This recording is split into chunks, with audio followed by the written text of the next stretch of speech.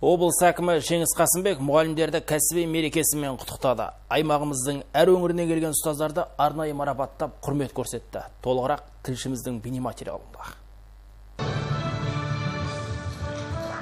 Жеңіс Қасымбек Қарағанды облысының білім беру саласының құрметті педагогі төсбелгісін табыс етті. Өткен жылы мұғалімдер еңбегінің беделін арттыру үшін облыстық ерекшелік белгісі құрылған болатын.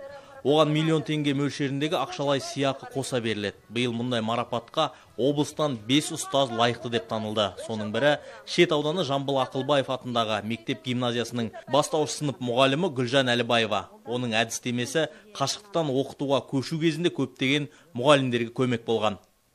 Біз көптеген жаңағындай ресурстарды қолдандық. Соның ішінде жаңағындай балалар үшін авторлық бағдарламалар жазып, сол бойынша жұмыс жасадық. Және де көптеген қашықтықтан сабақтар өткіздік, семинарлар өткіздік. И сол жаңағы жемісі, жетістігіміз осы деп ойлаймын.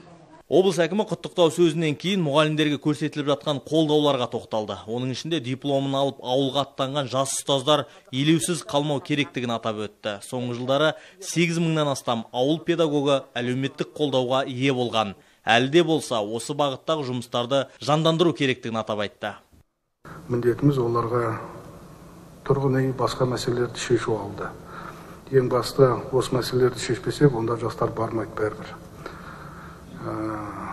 Ең басты мына жас мамандарда сол Асакаров ауылында кездескен ең басты ынтасы бар.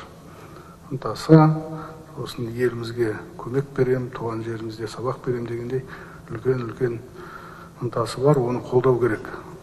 Әлбетте, тынбай талмай еңбек етіп жүрген әр ұстаз осындай марапаттарға лайықты екендігі айтылды. Кездесуде үздік педагог республикалық байқауының облыстық кезеңінің 14 жеңімпаздары да марапатталды.